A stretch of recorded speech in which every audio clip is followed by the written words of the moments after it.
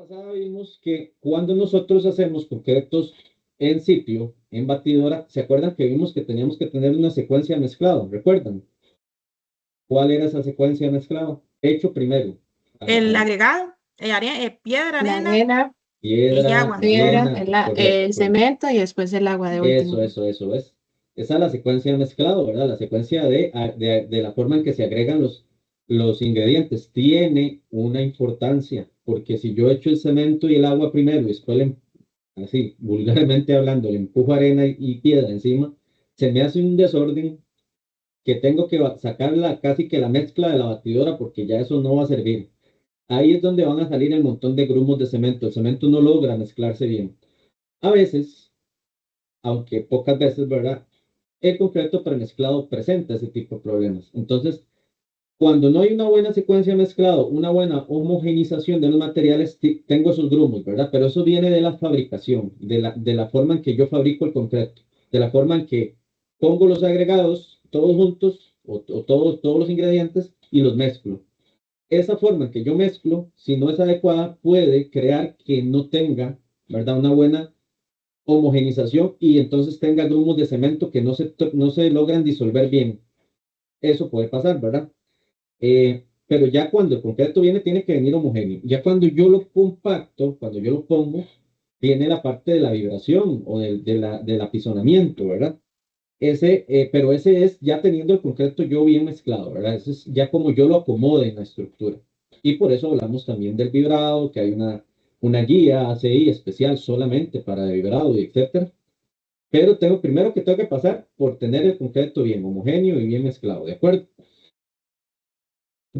Entonces, el asentamiento, como lo hemos también conversado ampliamente, lo que mide o lo que yo busco tener o saber es principalmente cuál va a ser la trabajabilidad del concreto, ¿verdad? La forma, qué tan trabajable yo lo voy a tener. Pero eso depende de qué necesito yo, ¿verdad? Entonces, recuerden que para estructuras muy esbeltas o para concretos bombeables, que ustedes también expusieron sobre eso, ¿verdad? Puede requerir posiblemente asentamientos muy altos, o sea, asentamientos de 180, 190, 200 milímetros. ¿Qué es eso? Ustedes ya vieron asentamiento en el laboratorio también, con el cono. Ah, bueno, sí, Chan estaba hablando de eso. Ok, entonces ese asentamiento que se mide con la cinta, eso de lo que yo hablo de milímetros, es eso, ¿verdad? Es cuánto se desplazó el concreto. Entonces, obviamente. Profe, eso recuerdo haberlo hecho, sí, eso que usted está hablando de la medición. Según yo, bueno, lo que hicimos fue simplemente lo del cono, nada más, y ver qué tan húmedo había quedado, cuánto era el porcentaje de humedad en lo que habíamos fallado. Pero eso Bueno, exactamente que está, no. esto no mide porcentaje de humedad. Esto lo que mide es desplazamiento relativo del concreto. Sí, como en ¿verdad? centímetros. Ajá, obviamente, 100 milímetros. Obviamente, pues es un hecho que entre más fluido, el concreto va a tener, digamos, posiblemente una relación agua-cemento más alta, ¿verdad? Indirectamente, pues yo lo puedo entender, ¿verdad? Pero no mido el porcentaje de humedad tal cual, ¿verdad? Yo no puedo medir cuánta agua tiene con esta prueba. Lo que mido es si ya está llegando al asentamiento que yo requiero. Entonces, por ejemplo, si yo necesito bombear el concreto, a mí me recomiendan que ande más o menos entre 180 milímetros y 200 milímetros por ahí, 170.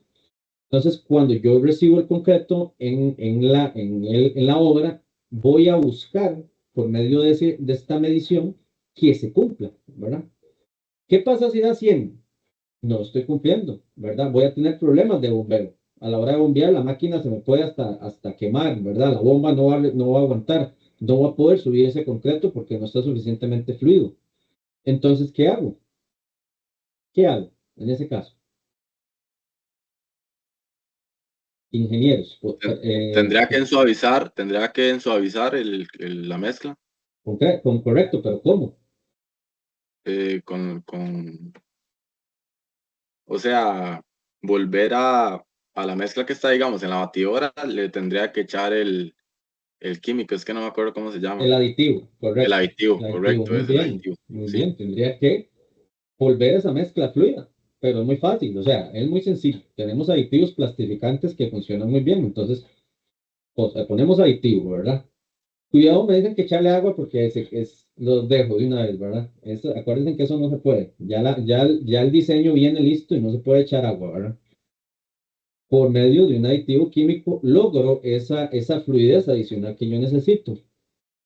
Un poco más difícil es lo contrario, cuando lo tengo muy fluido y lo necesito menos fluido. Ese es un poquito más complejo, no es tan fácil de lograr. Posiblemente tenga que esperar a que darle tiempo que el concreto pierda fluidez, ¿verdad? Pero también tengo algo en contra cuando le doy tiempo. ¿Qué tengo en contra?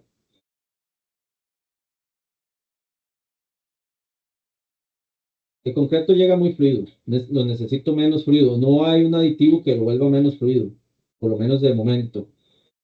Necesito esperar a que él tome una consistencia menos fluida. Tengo que darle tiempo, pero ¿qué pasa con el tiempo? Y pierde Pues, su manejabilidad, el, el concreto. Eso es lo que yo quiero, que pierda manejabilidad. Precisamente eso es lo que quiero. Perfectamente. Más bien eso es lo que busco, que pierda esa fluidez y sea menos fluido. Pero ¿qué pasa? O sea, eso es lo que yo quiero. Pero por otro lado, hay algo contraproducente ahí.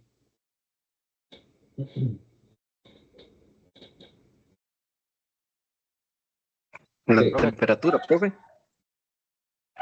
No, puede que suba la temperatura, pues sí, pero no es directamente el problema que tengo. Devolvámonos al capítulo de tiempo. De tiempo desde que se homogeniza hasta que se coloca. Esa no Tiene va que ver como en con el... relación con el fraguado. Ay, perdón. Ajá, pasa. eso mismo. Correcto. El concreto tiene un tiempo para empezar a que empiece a fraguar. ¿Cuánto era, más o menos? Más o menos. Desde el momento que 2 se coloca 3 días. Hablaron como 3 al mismo tiempo. No, Creo que eran no, como 45 minutos, algo así, una hora. Leyendo abajo. no. 2 horas. No, creo que eran entre 2 y 3 horas, aproximadamente. ¿Quién da más? ¿Quién da menos? ¿Quién da más? ¿Quién da menos? Digo, hora y Profe, media. Hora y media. Hora y Yes, profe. media. Vamos a ver. Vamos a ver. Vamos a hablar de lo que dice la literatura aquí en Costa Rica, el CR 2020 específicamente. El CR 2020 dice que se permite 1 hora y media sin aplicación de aditivos y hasta 2 horas con aplicación de aditivos. Ahora, conversamos también, ya te doy la palabra, García, conversamos también en clase que con el desarrollo de los aditivos, plastificantes y retardantes de fragua, ahora podríamos estar trabajando hasta 3 horas, ¿verdad? Entonces, pero ya estamos hablando de con aditivos de alto rango de retardante fragua, ¿verdad? Entonces, podemos trabajar ese rango entre 1 hora y media y 3 horas, ¿verdad? Podríamos perfectamente decirlo, sin miedo. 1 hora y media y 3 horas, ¿verdad? ¿Y 3 horas cómo? ¿Pero cómo? Si el CR dice 2 horas, bueno, si ya yo justifico que mi aditivo logra retardar la fragua hasta ese tiempo, pues puedo utilizarlo, ¿verdad? Pero sí, digamos que podemos andar en ese rango de tiempo. García, no sé si vas a decir algo. Sí, es que, bueno, usted ya mencionó lo de que es sin aditivos. Lo que le voy a comentar es que yo he estado en coladas de losas que en 45 minutos ya, o sea, ya no se puede manejar porque ya está un 75% endurecido. Correcto. Lo que pasa es que ahí estamos hablando ya de diseños especiales. Recuerden que todo esto, y es muy buena la observación que hace el compañero, porque me da pie a decir esto. Recuerden que nosotros, digamos, la jerarquía de la aplicación del conocimiento en la ingeniería y en la obra real es, bueno, primero yo tengo normativas, ¿verdad? Tengo normativas y tengo cosas que me dicen a mí qué es lo que tengo que cumplir, pero yo no debo, digamos, ser normativo 100%, porque también está lo que llamamos especificaciones especiales y está lo que llamamos criterio profesional. Entonces, puede ser que si es hacia la mejora, ¿verdad? Si es hacia la mejora y es un diseño especial y está justificado técnicamente, yo pueda decir, no aplico la norma, sino que yo aplico un diseño especial.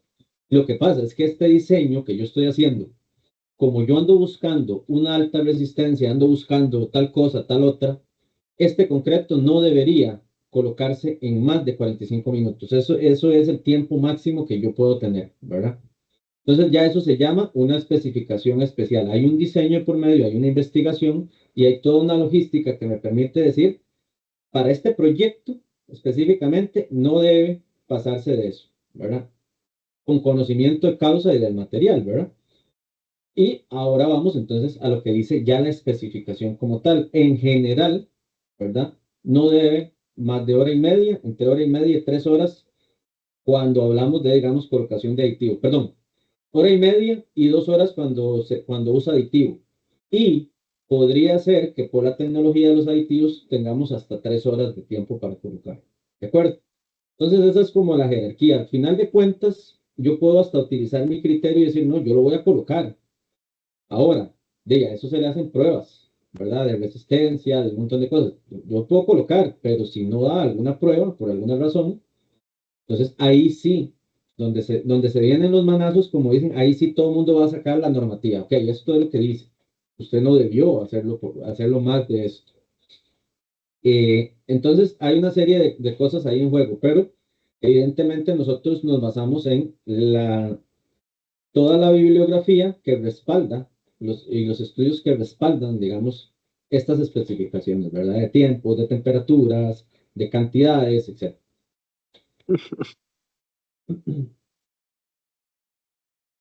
¿Alguien iba a hablar? ¿Alguien iba a decir algo, no? No. Ok. Entendido el asentamiento, entonces. De hecho, digamos, algún comentario ahí es adicional y nada, no anécdotas, sino en proyectos en los que estuve en algún momento, cuando se diseñan pisos industriales planos y superplanos, el asentamiento como tal, por ejemplo, se establece un asentamiento del diseñador. El diseñador dice, bueno, este concreto debe tener un asentamiento de 140 milímetros más menos 5 milímetros. Pero entonces, imagínense lo complejo que es mantener todos los concretos que llegan para un piso industrial de una nave industrial de 600 metros cuadrados, ¿verdad? O sea, no sé cuántos metros cúbicos, mantener ese asentamiento en ese rango tan pequeño. ¿Y por qué se da eso? Porque, bueno, todo el concreto que se coloca debe colocarse de una forma muy homogénea. O sea, todos los paños que se van colocando, el que se puso aquí con el que sigue debe tener una consistencia muy parecida para después lograr el acabado que se le da con el helicóptero y todo el tema lujado, lograr que ese acabado sea muy homogéneo, ¿verdad? Muy plano, después se le hacen medidas de planicidad, etc. Para poder lograr eso, yo necesito que los concretos vengan en consistencia muy parecidos uno detrás de otro y de hecho, los tiempos de colocación entre uno y otro no deben pasarse de cierta cantidad. O sea, entre que yo termino de colocar un camión y que empiezo a colocar otro, no pueden pasar más de 15 minutos. O sea, es una logística compleja, la verdad, pero es una especificación de proyecto, porque así debe ser para lograr después que ese piso sea totalmente plano. Yo no puedo poner un concreto con 100 milímetros y después uno con 180, ¿verdad? Son consistencias muy diferentes y a la hora de darle el acabado, el concreto se pone, eso es lo que se llama que se ponga, o sea, el concreto se pone de forma diferente en una parte que en otra y el acabado no queda como uno quiere. Entonces todo tiene que ser muy parejito. Y para eso se utilizan también esas mediciones y que el concreto se vaya colocando y que no hayan lapsos de tiempo muy largos entre uno y otro. Entonces es también parte de lo que puede suceder, pero ya eso es parte del trabajo del día a día. La prueba de contenido de aire, esta es importante porque recuerden que nosotros íbamos a tener porcentajes de aire para concretos sin aire incluido que andaban más o menos por dónde, cuéntenme. Entre el 1 y el 3% del volumen total de la mezcla. Correcto. Por ahí, ¿verdad? Y los concretos con aire incluido hasta un 6% inclusive, ¿cierto? Eso es del diseño que vimos hace un par de semanas. Entonces, para verificar que así sea, ¿verdad? Que así se esté dando en la realidad, ahí existe esta prueba que mide el porcentaje de aire incluido el porcentaje de aire en el concreto. Ya sea que sea un concreto sin aire incluido o un concreto con aire incluido. Ahora, ya de aquí puede surgir la pregunta de por qué se incluye aire en el concreto y todo el tema, pero no vamos a entrar más en ese tipo de detalles. Para eso, entonces, el concreto se vierte de una forma normalizada. Cuando hablo de una forma normalizada, lo que me refiero es que hay una norma que establece cómo se tiene que hacer el ensayo, ¿verdad? Que se echan en 2 capas, que se le dan 25 varillazos, se golpea de 10 a 15 veces con un mazo cada capa, se rellena con la segunda capa, se le da eso se llama un enrasado con un instrumento especial, se pone esa tapa, se hace pasar agua por unas válvulas, se cierran, se mete presión con una tipo de válvula que tiene ahí, y después se libera y en ese manómetro que tiene ahí, que tiene con esa aguja, mide el contenido de aire, ¿verdad? Entonces te dice, bueno, tiene 2% de aire, que estamos bien. La prueba no es muy utilizada, por lo menos hasta el momento, no es una prueba tan acostumbrada a hacer, digamos, de las como asentamiento, temperatura, etcétera.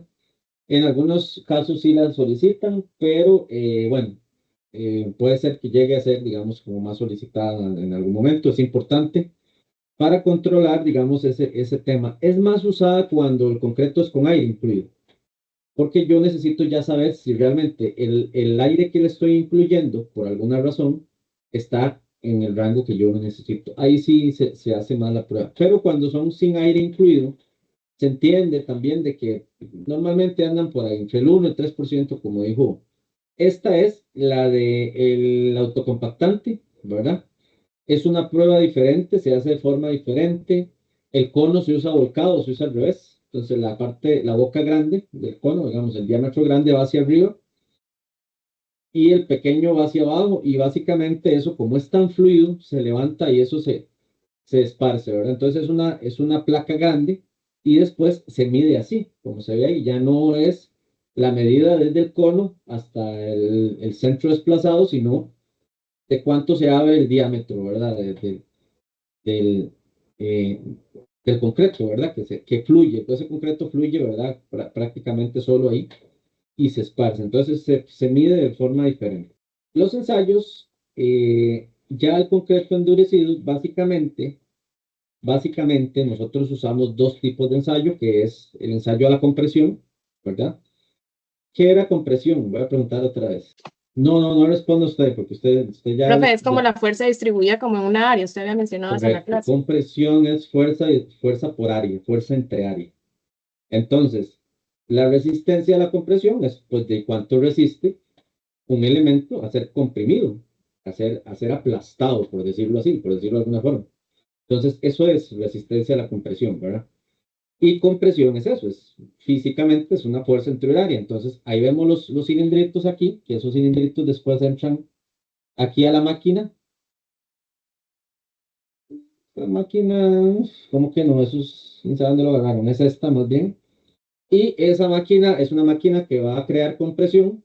Esa compresión se distribuye de forma uniforme en todo el área, porque para eso se hace, digamos así, para que sea axial y no se generen otras fuerzas de cortante ni otra cosa, y hasta que el cilindro falle.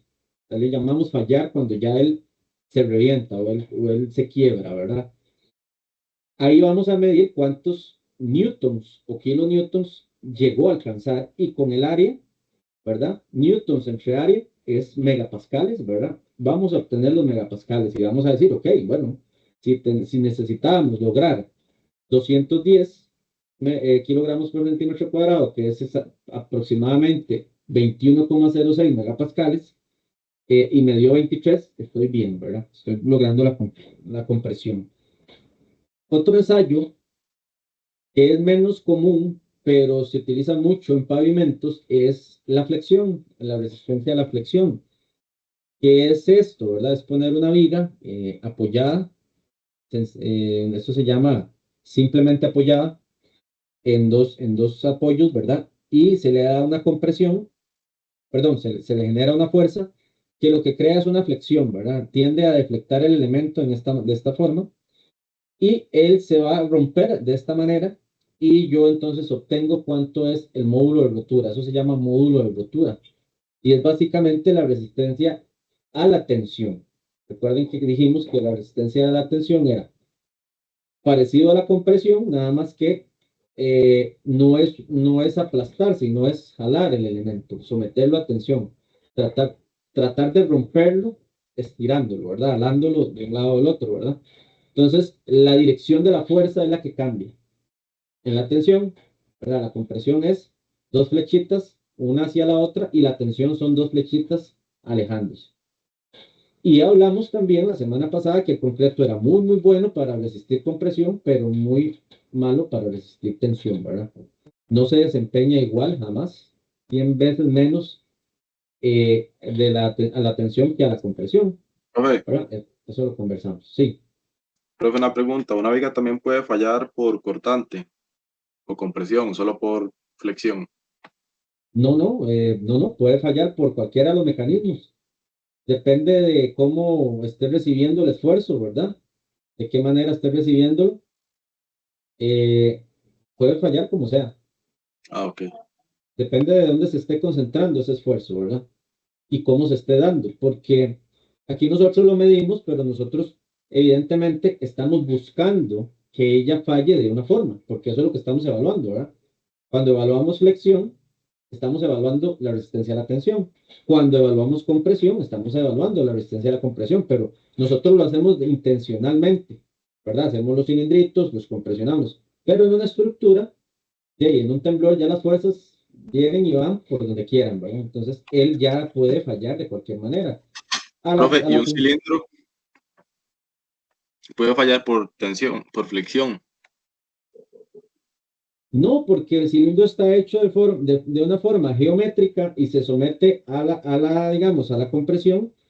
Y eso es lo que está recibiendo, compresión pura. Ahora, si usted agarra el cilindro y le da vuelta y lo pone como una viga, y ahí sí está, ya lo está sometiendo, pero porque lo está sometiendo intencionalmente a tensión, ¿verdad? Profe, pero en un terremoto las columnas se flexionan. Bueno, tienen cierta flexión, ¿no? Ah, ok, pero ya me estás hablando de una columna de un edificio. Ahí sí. Un cilindro es algo parecido, solo que Ah, bueno, pero sin, entonces vamos a ver. La pregunta reformulada sería más bien, ¿una figura cilíndrica en un elemento, en un edificio puede fallar a tensión? Claro.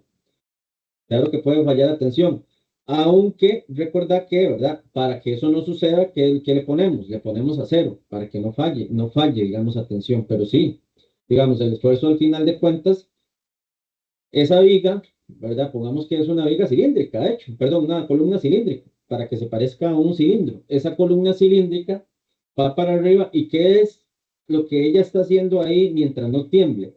Es resistiendo compresión pura. Es una fuerza que viene de arriba y la cargan para que ella pase la fuerza de arriba a la placa de fundación, ¿verdad? Entonces, ahí hay compresión pura, ¿verdad? Él está resistiendo y está pura vida.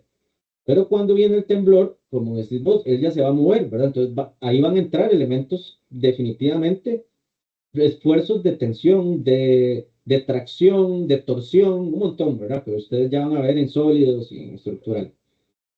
Pero esa dinámica, lo que va a absorber es la dinámica, es la combinación del concreto con el acero, que ya es un tema un poco diferente, ¿verdad? Ya entra en una parte de sólidos, mecánica de materiales, estructural, concreto armado, concreto 1, concreto 2, etcétera.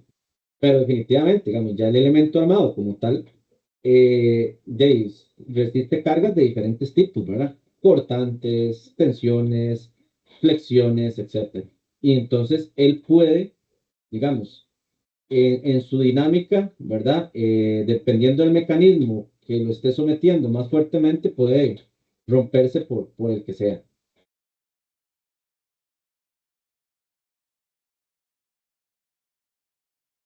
Ok, no sé qué es esto, es una foto nada más de un cilindro ahí fallado con presión.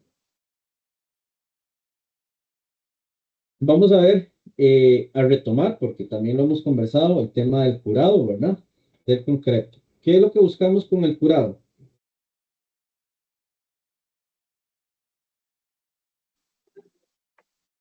que el concreto no se agriete. Ajá, pero ¿qué es lo primero que buscamos antes de pasar al tema de agrietamiento? Que alcance Que la lleve la resistencia resistencia. máxima. Ajá, pero ¿el curado para qué es especialmente? Para mantenerlo hidratado, profe. vamos a cambiarlo un poquito. Esa es casi que la respuesta correcta, pero es para que no pierda más bien hidratación. Mantenerlo hidratado, sí, pero que no pierda hidratación, que no pierda humedad. Ya con eso se logra que llegue a la resistencia, se logra que se agriete lo menos posible, ¿verdad? Ya esos son efectos de la causa, ¿verdad? La causa es que no pierda, digamos, que puede perder agua. Esa es la causa. El efecto es que se agriete, que no llegue a la resistencia, que no sea durable, etcétera. Pero la causa es que pierde humedad. Entonces, para que no pierda humedad, lo curamos. No debe ser menor de 7 días, tiempo en que la mezcla desarrolla cerca del 70%, ¿verdad? De la resistencia a los 28. Mantener las superficies expuestas siempre húmedas, con un riego continuo con mangueras, pero eso ya, digamos, ya hablamos, ¿verdad? Que pues en la actualidad ya usamos otro tipo de metodologías, ¿verdad? Se pueden sellar las superficies por medio de papel o plásticos impermeables o con membranas formadas por líquidos, ¿verdad? Entonces, más bien ya en esta habla un poco de lo que podemos usar realmente, ¿verdad? Existe un método acelerado de curado con vapor de agua, método usado en plantas de fabricación de piezas de concreto, ¿verdad? Entonces, hay métodos donde se usan suspensiones, digamos, de partículas, ¿verdad? Como lo que se le mete es mucha humedad relativa al ambiente, ¿verdad? Entonces, usan como unos tipos de aspersores donde la humedad relativa llega a ser muy alta, 80, 90% casi. Esa humedad relativa en el ambiente, donde hay elementos prefabricados, por ejemplo, mantiene esa condición, ¿verdad? Hay muchas formas de lograrlo, ¿verdad? Ya eso va mucho en la ingeniería de temas, etcétera, pero la condición es evitar que se pierda el agua, ¿verdad? Que se pierda el agua que está dentro del concreto inicialmente, especialmente durante esos 7 días. Esos 7 días son críticos, ¿verdad? Si ustedes los ponen a escoger, ustedes dirán, bueno, yo hay que curar esos 7 días. Ya después, si no se puede, pues por lo menos 7 días, ¿verdad? Si se puede curar más tiempo, pues bien, pero por lo menos es el tiempo crítico en el que el concreto está desarrollando todavía la reacción de hidratación y todavía el agua está, digamos, empezando a formar parte o terminando de formar parte de la mezcla, ¿verdad? ¿Por qué curar el concreto? Bueno, para lograr que el concreto alcance especificaciones de diseño. Entonces, repito, está el efecto, está la causa. Entonces, el efecto es que se pierde agua. Las causas van a ser varias. Las causas pueden ser que no llegue la resistencia, que se fisure, que se pandee, que no llegue a tener durabilidad suficiente, ¿verdad? Y esto sería hasta aquí la parte de lo que es el manejo del concreto en obra. Profe, en caso de que, digamos, se vaya a hacer un culado en un lugar que es, digamos, muy caliente, se tiene que agilizar digamos, se tiene que echar, bueno, agregar un aditivo para acelerar el proceso de fraguado o tiene que ver con el diseño. No, vamos a ver. Primero analicemos esto. ¿Cuál es el problema de colar en un lugar muy caliente? Y puede responderlo cualquiera. Para encontrar la solución está excelente. Ese es un caso. Vea, el compañero acaba de poner un caso de estudio. Vamos a estudiarlo. Vamos a estudiarlo entre todos. ¿Listo? Colocar concreto en un lugar muy caliente. Digamos que no tengamos la opción de colocar en la noche o en la madrugada, que sería la primera respuesta que yo le daría, ¿verdad? No colocar en horas calientes. Pero digamos que no tenemos esa opción. No la tenemos, ¿verdad? Tenemos que hacerlo en el día, en un lugar como Liberia, por ejemplo. Caso de estudio. Vamos a resolverlo entre todos. ¿Qué podemos hacer? O más bien, lo primero, ¿qué puede pasar? ¿Qué es lo negativo ahí? ¿Qué aspectos negativos tenemos? Pierde como la resistencia, ¿no? No, es una causa final. Lo primero, yo tengo, vamos a ver, ni siquiera medio resistencia, la resistencia posiblemente lo mide a los 28 días. Lo primero que yo tengo como ingeniero que me encuentro cuando llego al sitio, al lugar, es más, antes de que se cole, días antes de colar, ¿qué es la primera, digamos, el primer reto que yo tengo? Olvidémonos todavía, primero, del momento de la resistencia. La resistencia va a ser algo que puede pasar, que no llegue, pero primero, ¿cuál es? Es que es lo primero que tengo que solucionar, en orden.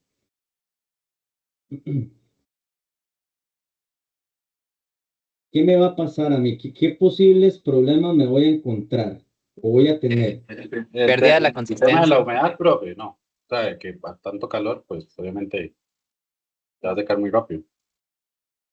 Ok, se va a secar. Para mí, profe, Va a perder humedad muy rápido, correcto. Entonces, ok, vamos por partes. Antonio dice que va a perder humedad muy rápido. Listo. Ya ese es el primer problema que detectamos. Ya voy con vos, Chan. Vamos a ir abarcándolos poco a poco. Vamos a perder humedad. O sea, el concreto va a tender a perder humedad muy rápido. Cuando yo lo coloco, de hecho, antes de colocarlo, él puede ya estar perdiendo humedad por el calor, ¿verdad? Y el calor externo, el sol, el viento, etcétera. Entonces, primero tengo que pensar en eso, ¿verdad? Entonces, ¿qué puedo hacer? ¿Qué puedo hacer? Bueno, hay una forma que nosotros lo vimos en una diapositiva, y es que yo necesito controlar el ambiente. No puedo, ya les dije, ¿verdad? Me dijeron, no podemos ni colar por un tema de logística, la planta, no podemos ni colar ni en la madrugada ni en la noche, que sería lo ideal. O sea, sería lo primero que uno diría. No se cola en el día en un lugar caliente. Pero no puedo. Entonces tengo que ver de qué manera logro que la humedad relativa que yo tengo y la exposición de la estructura al sol directa, yo pueda minimizarlo, ¿verdad? Entonces, ¿qué puedo hacer? Hay, digamos, este tipo de temas donde yo puedo, digamos, aumentar la humedad relativa, ¿verdad? Con estos aspersores, son como unas bombas, ¿verdad?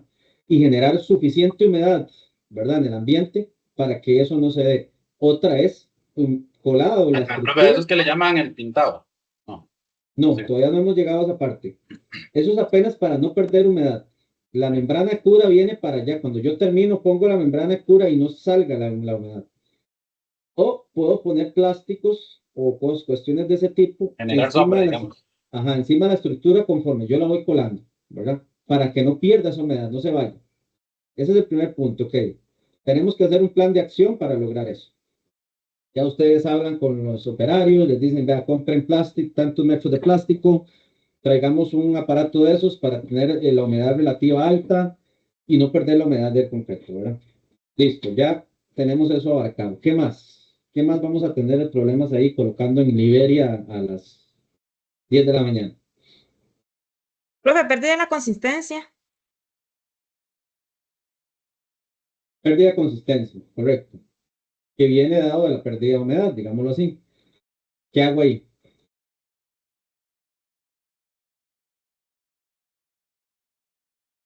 Profe, ¿no se puede considerar hacer un cambio en el diseño del concreto? ¿O ya no se puede alterar, digamos, es un tema meramente, digamos, externo?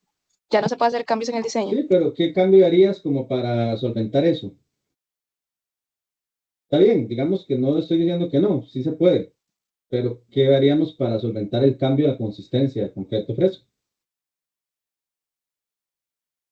No sé si se puede hacer o sea, agregar aditivos. Ah, pero es que Como para ese no es el diseño. No, está bien la respuesta, pero es que ahí no hay cambio en el diseño. Ahí estás pensando en un aditivo, ¿verdad? Un aditivo retardante de fragua, retardante o plastificante. Más bien sería plastificante porque la compañera habló de consistencia y no habló de aceleración de la fragua. Entonces, considerar un aditivo fluidificante, plastificante de medio o alto rango, dependiendo de cuánto vaya a perder yo de consistencia en el tiempo. Entonces, esa es muy buena respuesta, pero no hay un cambio en el diseño. El diseño se mantiene. Recuerde que el aditivo se coloca al concreto fresco. No es un cambio en el diseño. O sea, no vamos a cambiar cantidad de piedra, cantidad de arena, cantidad de cemento, cantidad de agua. ¿Verdad? Eso no nos llevaría como a mucho. Pero sí el aditivo, a la hora de colocarlo, tener ese aditivo listo para la pérdida, ¿verdad? De consistencia. Entonces, otro problema y otra solución. Listo, ¿verdad? Entonces tenemos un aditivo, investigamos cuál nos sirve, cuál es el mejor para nuestros propósitos y vamos a tenerlo ahí o se lo vamos a pedir al proveedor del concreto. ¿Qué más? Profe, ¿y si se sustituye una porción de agua por hielo? Sí, pero eso es para, no, esa es la solución. ¿Cuál es el problema? Primero piense cuál es el problema que a usted lo va a llevar a tomar esa decisión.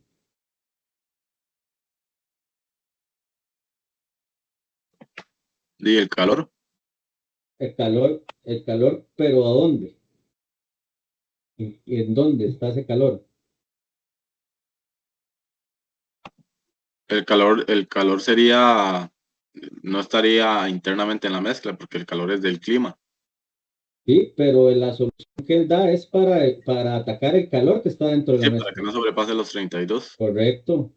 Ese es el problema que lo lleva a él a tomar esa decisión, esa solución. Entonces, ese calor interno, que era la que estaba esperando ya que me tiraran, la temperatura del concreto, ese va a ser el problema máximo, muchachos, colocando en ese lugar a esa hora, la temperatura del concreto interna.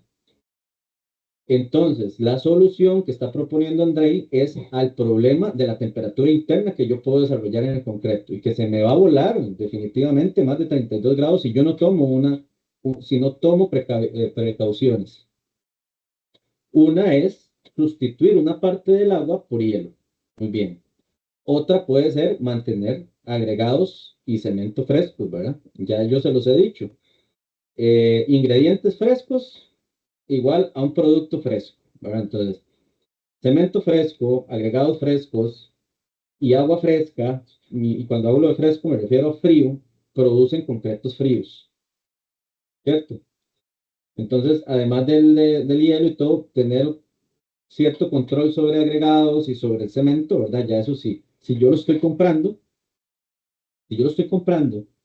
posiblemente yo lo que pida es que me traigan un concreto con una temperatura baja. Esa solución ya la tienen que tomar ellos en planta, ¿verdad? Ok, ya esa logística es de ellos, pero estamos haciendo cuentas que somos nosotros los que tenemos que solucionar.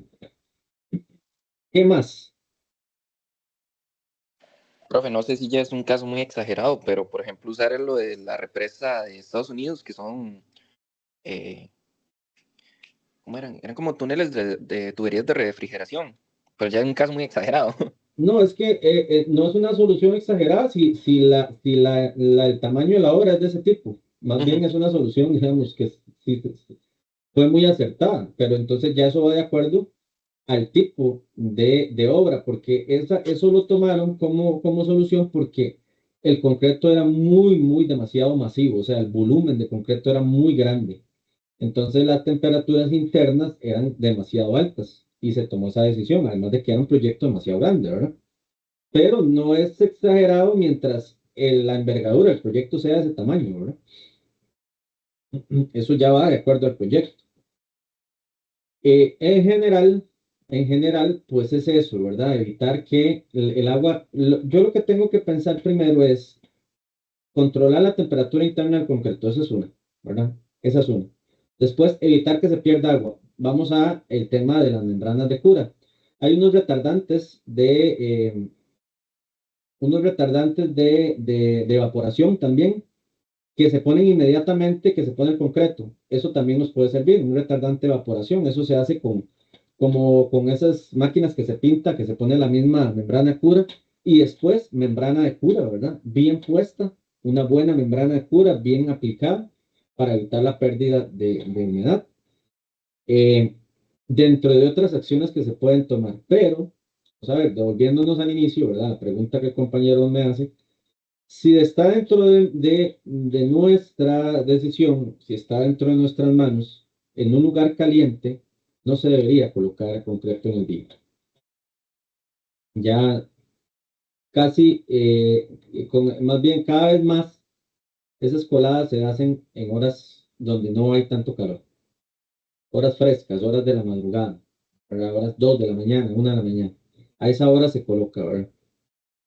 Y ahí nos estamos evitando un montón de problemas. O sea, todas estas tipos de soluciones que estamos dando, pues no es que no haya que hacer una u otra cosa de esto que dijimos, pero es mucho menos, ¿verdad? Ahí nos estamos evitando muchos problemas y muchos dolores de cabeza y muchos temas, ¿verdad? Entonces, si está dentro de las manos es colocaciones grandes de concreto en lugares muy calientes, normalmente se programan para horas frescas, horas frías, digámoslo así, y sería, como les digo, en la madrugada. que igual, digamos, en un lugar como Liberia, no es, tampoco es que es fríísimo, ¿verdad? Pero sí, no es lo mismo hacerlo a las 10 de la mañana, ¿verdad? A las 2 de la tarde. ¿Alguna otra pregunta o duda, muchachos?